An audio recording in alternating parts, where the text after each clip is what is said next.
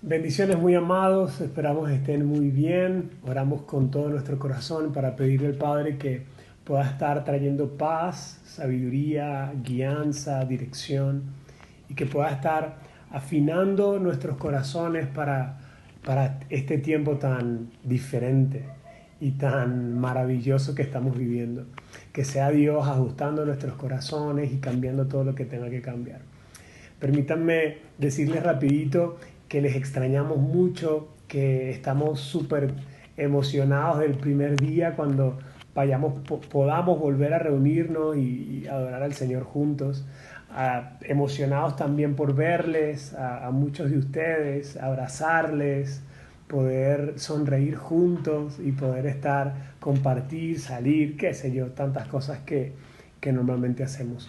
Oro para que el Señor me guíe en este breve tiempo de palabra y quiero pedirle al Señor por ti, por mí, para que Él haga lo que Él quiere. ¿Está bien? Oramos, Señor, para que tú nos ayudes, Padre.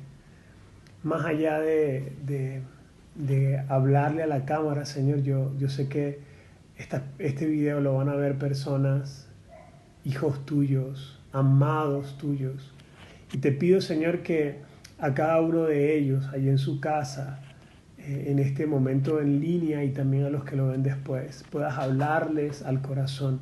Señor, que me uses para transmitir con claridad esas ideas que pusiste en mí, pero sobre todo oro para que a cada uno tú le respondas las preguntas que hay en su corazón.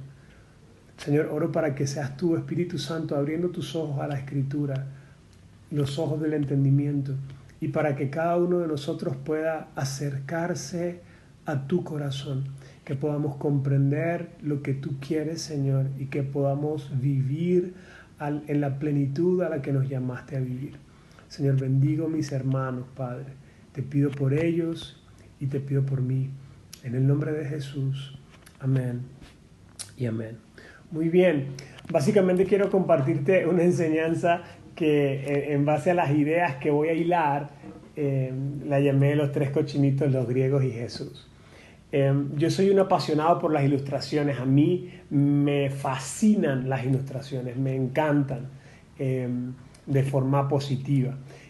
Pienso que las ilustraciones nos permiten aprender cosas complejas, recordarlas y divertirnos en el proceso. Pienso que hay muchas cosas que tal vez de una forma teórica sería difícil de comprender, sería tal vez aburrido, muchas veces es aburrido y además es, digamos, fácil de olvidar. Pero cuando contamos eso a través de una ilustración, lo hace divertido, fácil y memorable. Entonces, básicamente quiero comenzar con la historia de los tres cochinitos. Si ustedes la recuerdan, por favor ahí denle a levantar la mano, a ver a cuántos se les cae la cédula. Pero si no la recuerdan, voy a contarla muy rápido. Básicamente estos eran tres cochinitos que su mamá no podía mantenerlos ya, estaban grandes, y ella los envía a que se ganen la vida. Entonces, en el bosque, cuando se aventaron en el bosque, consiguieron a un lobo, y para refugiarse del lobo, los tres cochinitos, el menor, el del medio y el mayor, decidieron, se les ocurrió la brillante idea de hacer casas para refugiarse del lobo. Entonces, en esas casas, el primero, el más pequeño, decidió hacerla con paja y levantó su casa súper rápido, apenas unas horas ya la tenía lista. El segundo dijo, no, esa paja es muy leve, yo prefiero hacerla con madera. Y con madera en un día tenía su casa lista. El tercero, que fue el mayor, decidió hacerla con piedra y con ladrillo. Obviamente le tomó más tiempo.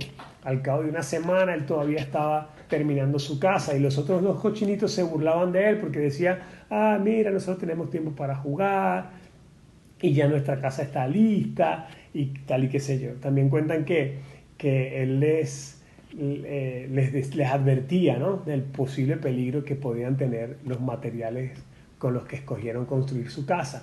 Pero en definitivas cuentas, él termina su casa y viene el lobo. Cuando viene el lobo, va primero por el de la casa de paja. Sopla, para resumir la historia, sopla y tumba la casa.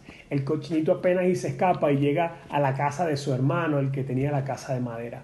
Y él vuelve a llegar el lobo, vuelve a tocar la puerta, no le abren, sopla y derriba la casa de madera. Obviamente le costó más que la casa de paja, pero terminó derribándola.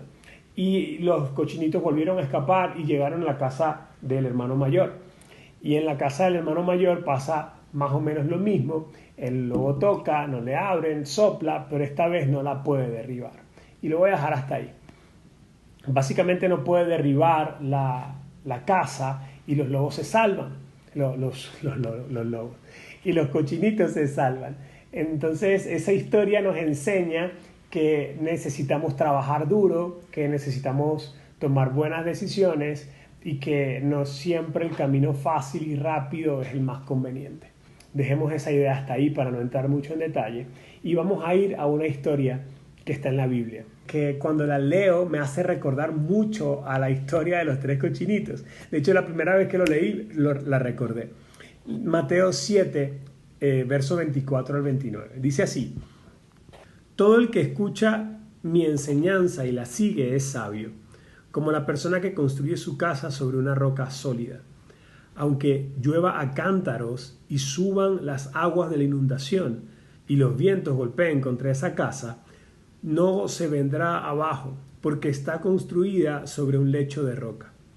Sin embargo, el que oye mi enseñanza y no la obedece es un necio, como la persona que construye su casa sobre la arena. Cuando vengan las lluvias y lleguen las inundaciones y los vientos golpeen contra esa casa, se derrumbará con gran estruendo. Hay muchas similitudes entre estas dos historias. La historia de los tres cochinitos nos habla de construir una casa. La historia de Jesús también nos habla de construir una casa. En las tres cochinitos hablamos de los materiales, de la decisión de cuáles materiales usar. En la historia de Jesús, él habla de dónde se construye la casa, el cimiento, la base. Y en cada una de las historias hay una solución. En los tres cochinitos se habla de la sabiduría, ¿no? que nos permite escoger. Pero en la historia de Jesús habla de obediencia. Hay una diferencia muy grande entre estas dos palabras. La sabiduría es algo ampliamente aceptada por todos y buscada en cierta forma por el hombre desde hace muchísimos años, de muchísimas maneras. Pero la obediencia es algo que solamente se le da a aquella persona que reconozco tiene autoridad. Ahora, no todo el mundo quiere obedecer, pero todo el mundo quiere sabiduría. Recuerdo en este caso particular a los griegos, por ejemplo, que tenían muchas opciones y estaban buscando esa sabiduría para poder ser para poder ser grandes, para poder ser memorables, para poder disfrutar del placer, para poder tener una sociedad justa según sus principios y según lo que ellos entendían, ¿no?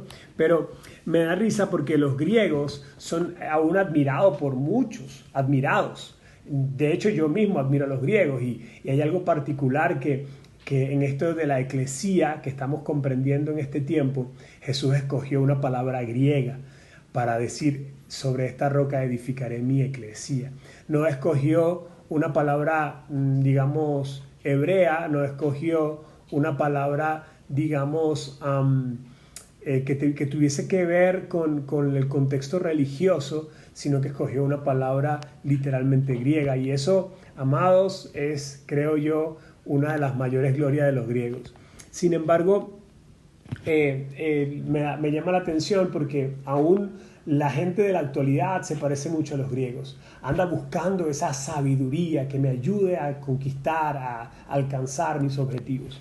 Y me acuerdo específicamente en Hechos 17, cuando Pablo llega a Atenas, ese choque cultural, ¿no? de esta cultura monoteísta de los hebreos, del único Dios y santo y verdadero, a llegar a ver a un montón de estatuas de un montón de dioses que ellos usaban. Un Dios para las cosechas, un Dios del sol, un Dios de fertilidad, un Dios de esto, un Dios de lo otro.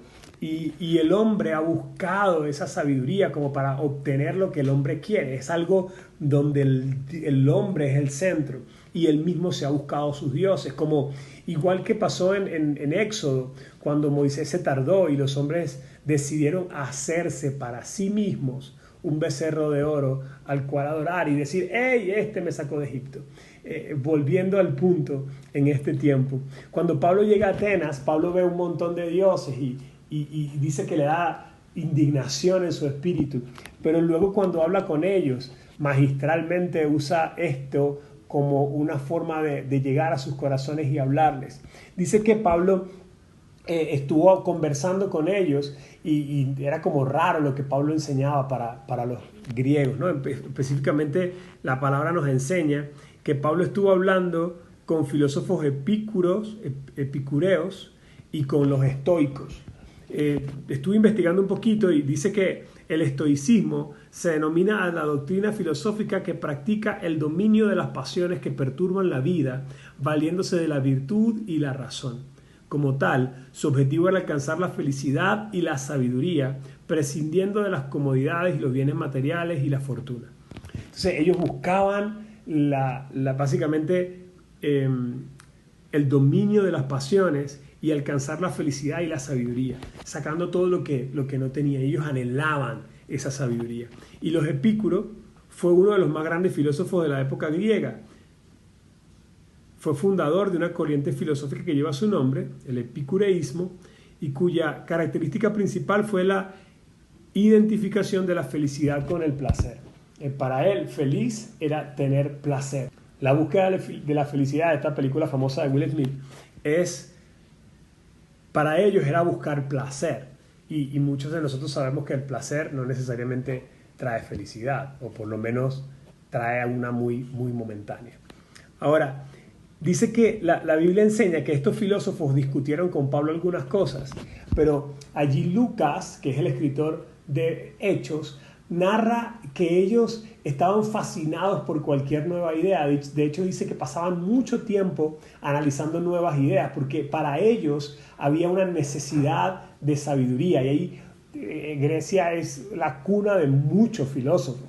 Y de hecho, dicen por ahí los historiadores que los romanos conquistaron a Grecia con la fuerza, pero que los griegos conquistaron a Roma con la sabiduría. Y por eso, cuando estudiamos historia universal, siempre hablamos de la cultura greco-romana, porque hubo una fusión. Los romanos pudieron con la fuerza, pero ellos conquistaron tal vez a nivel de sabiduría a los romanos. Hicieron una fusión allí. Pero ellos, buscando esa sabiduría, ellos generaron sus propios dioses y crearon dioses para explicar las realidades, y profundizaron y pensaron. Pero Pablo dice que la sabiduría de este mundo Dios la hizo locura, literalmente. Y voy a explicar un poquito eso tal vez al final. Pero en esa búsqueda de sabiduría que tenían ellos y esas discusiones que tenían, le dijeron a Pablo que fuera, que hablara otra vez. Y Pablo, quiero que escuchen las palabras de Pablo en ese momento a los griegos que eran hombres sabios y que buscaban sabiduría. Fíjense lo que dice, Hechos 17:24. Él es el Dios que hizo el mundo y todo lo que hay en él, hablando de Dios, ya que es el Señor del cielo y de la tierra, no vive en templos hechos por hombres y las manos humanas no pueden servirlo, porque Él no tiene ninguna necesidad. Él es quien da la vida y aliento a todo y satisface toda necesidad. De un solo hombre creó todas las naciones de la tierra. De antemano decidió cuándo se levantarían y cuándo caerían, y determinó los límites de cada una. Su propósito era que las naciones buscaran a Dios y quizá acercándose a tientas lo encontraran, aunque Él no está lejos de ninguno de nosotros, pues en Él vivimos, nos movemos y existimos. Como dijeron algunos de sus propios poetas, nosotros somos su descendencia. Y como esto es cierto, no debemos pensar en Dios como un ídolo diseñado por artesanos y hecho de oro o plata o piedra. En la antigüedad, Dios pasó por alto la ignorancia de la gente acerca de estas cosas, pero ahora Él manda que todo el mundo en todas partes se arrepienta de sus pecados y vuelvan a Él. pues Él ha fijado un día para juzgar al mundo con justicia por el hombre que Él ha designado. Y les demostró a todos quién es ese hombre al levantarlo de los muertos. Brutal. O sea, aquí está diciendo, Pablo está enseñándole a estos hombres que se habían creado un montón de cosas, un montón de ideas, un montón de dioses para explicar la naturaleza del hombre. Y cuando Pablo les explica, ustedes se crearon dioses, ustedes inventaron cosas, pero hay un Dios creador de todas las cosas. Él permitió que las naciones avanzaran. Él permitió que las naciones crearan su propia sabiduría en su ignorancia, pero ahora les manda a todos que se arrepientan de sus pecados, porque Él ha determinado un día para juzgar al mundo y ese día lo hará, y lo hará a través de Jesús. Entonces, qué brutal es esto, porque, amados, la búsqueda de sabiduría sin Dios se vuelve vacía y absurda. Ahora, con Dios, en Dios, la sabiduría, dice la palabra del Señor, que el temor de Dios es el principio de la sabiduría. Y aquí vuelvo a conectar sabiduría con obediencia. Escúchame, yo no voy a obedecer a alguien a menos que reconozca su autoridad. Si yo reconozco su autoridad, entonces yo le voy a obedecer. Entonces aquí el punto es importante porque en mi discusión con este brother en las redes sociales, él miraba a Jesús como una opción, como uno de esos dioses que tenían los griegos. Y de hecho ponía a los griegos muy en alto. Pero es difícil para mí hacerme entender de una forma lógica lo siguiente. Yo voy a enseñar o a explicarte lo que son lo que yo llamo los conceptos emocionales. Por ejemplo, tú y yo sabemos que es un perro. Todo el mundo sabe que es un perro. Un perro es un animal de 4 patas normalmente, con una cola, 2 orejas, dos ojos, un hocico, una nariz súper dotada. Pero para ti y para mí seguramente son 2 conceptos diferentes, aunque entendemos el concepto teórico, nuestros conceptos emocionales de un perro son totalmente diferentes. Por ejemplo, si yo pienso que cuando yo estaba chiquito, tenía 5 años y tenía una perra hermosa que se llamaba Linda, que era pequiné y que fue parte de mi crianza, yo voy a tener un concepto emocional del perro muy diferente al niño que teniendo 5 años lo mordió un Rottweiler y le amputaron una pierna, para ser un poquito más trágico. Entonces cuando yo pienso en perro, yo sé que es mi concepto teórico, pero mi concepto emocional me lleva a abrazar. En cambio el concepto emocional de él le lleva a otra cosa. Entonces obviamente nosotros tenemos conceptos emocionales de quién es Jesús. Jesús para mí de repente es el que me ayudó cuando tenía problemas para dormir. Pero para otro Jesús es el que hizo que sus padres se divorciaran. No sé, de repente el papá conoció al Señor y la mamá no quiso eso y se separaron. Y de repente el niño dirá, para mí Jesús es el que separó a mis padres. Entonces, en función de ese concepto emocional, yo comienzo a construir una sabiduría apartada de Dios o cerca de Dios. Me explico mejor. Si yo pienso que Dios no existe y tengo en mi corazón la idea de que Jesús no es Dios, entonces yo voy a buscar explicaciones fuera de Dios. Y voy a decir, mira, no sé, el mundo no lo creó Dios, el mundo se creó con un Big Bang y explotó una cosa y nos estamos expandiendo, entonces en función de eso yo empiezo a buscar explicaciones para poder darle explicación a algo fuera de Dios. Pero el asunto aquí es, amados, Jesucristo es el Señor. Hay un Dios que creó todas las cosas y Él asegura ser la verdad. Es maravilloso e imponente eso. Pero si tú y yo primero reconocemos la autoridad de Él, Jesucristo es el Señor. Si Jesucristo es el Señor, entonces yo le obedezco, me pongo en la posición de tú eres quien manda. Si tú creaste los cielos y la tierra, tú tienes derecho a decirme cómo se vive. Si tú creaste a la mujer de la costilla de Adán, tú tienes derecho a decirme cómo debo tratarla. Si tú me hiciste, si tú soplaste aliento de vida, si tú me formaste en el vientre de mi madre, si tú hiciste los cielos y la tierra, si tú creaste todas estas cosas, tú tienes derecho a decirme cómo debo hacer para perdonar a mi hermano.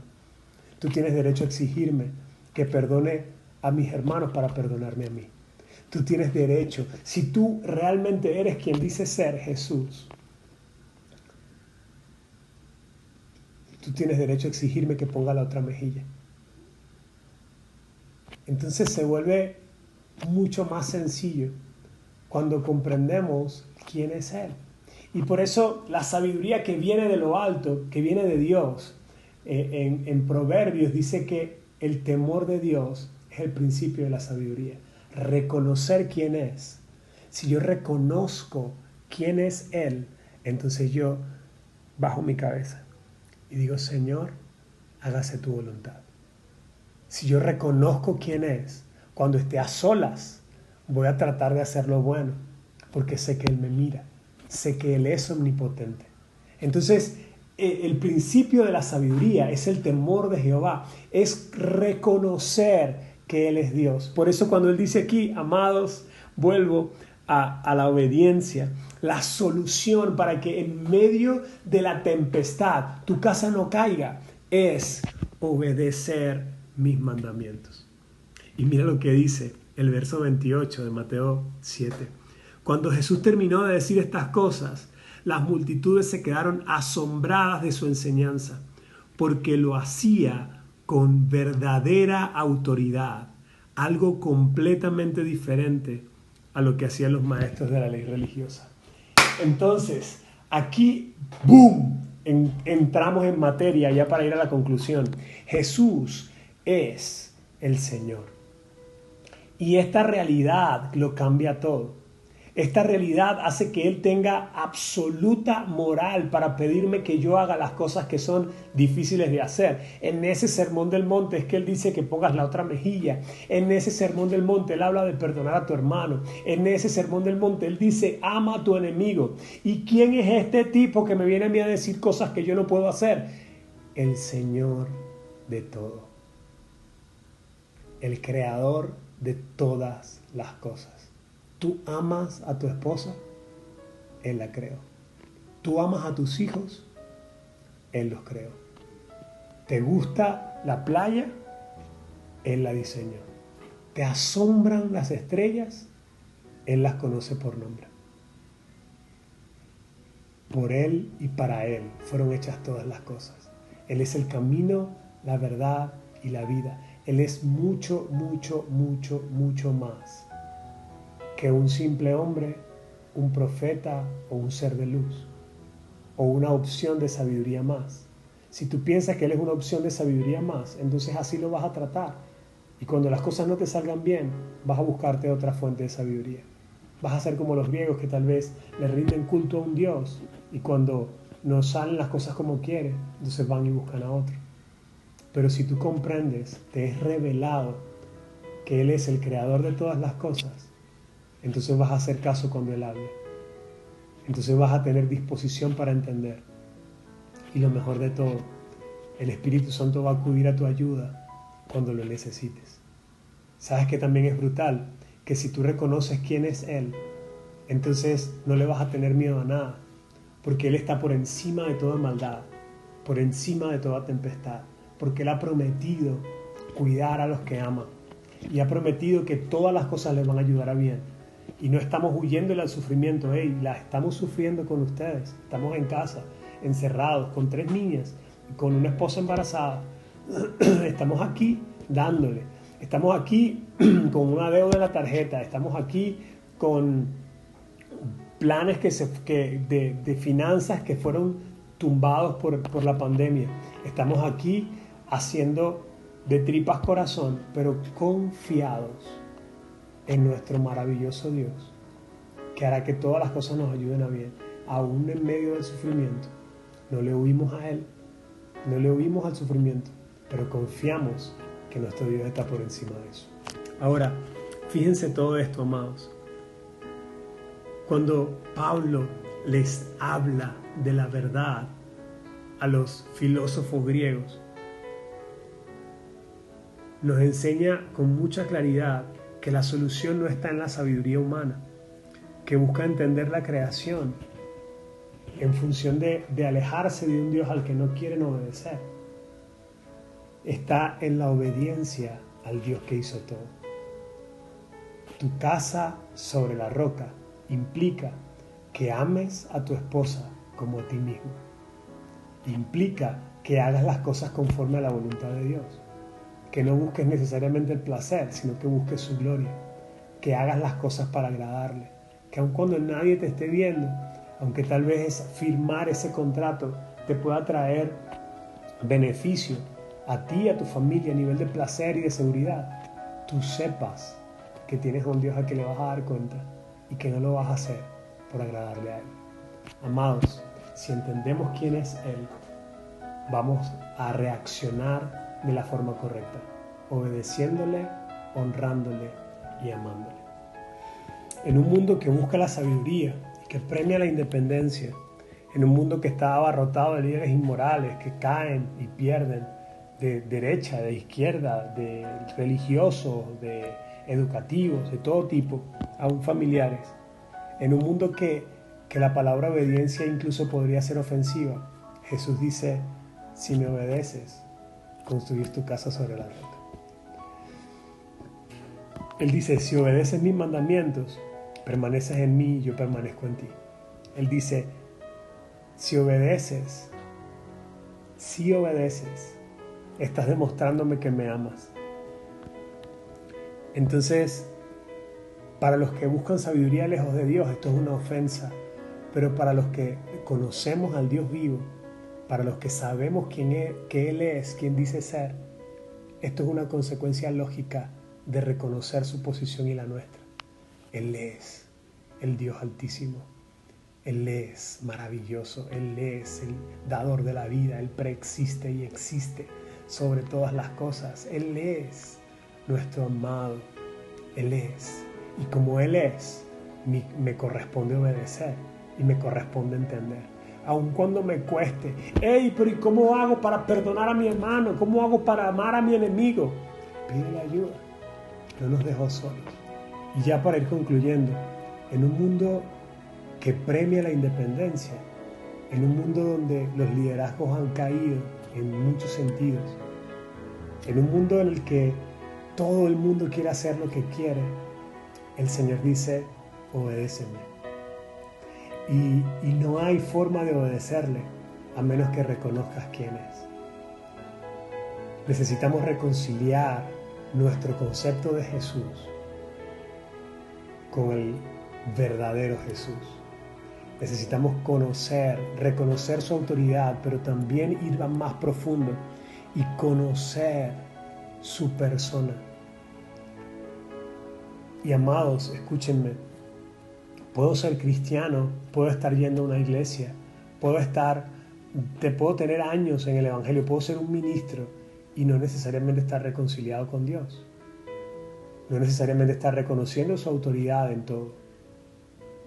No estoy diciendo que no obedezca en todo, porque puedo estar, digamos, luchando en alguna área de mi vida, pero puedo estar siendo desobediente descarado. De hecho, hay gente que dice: yo no voy a poner la otra mejilla.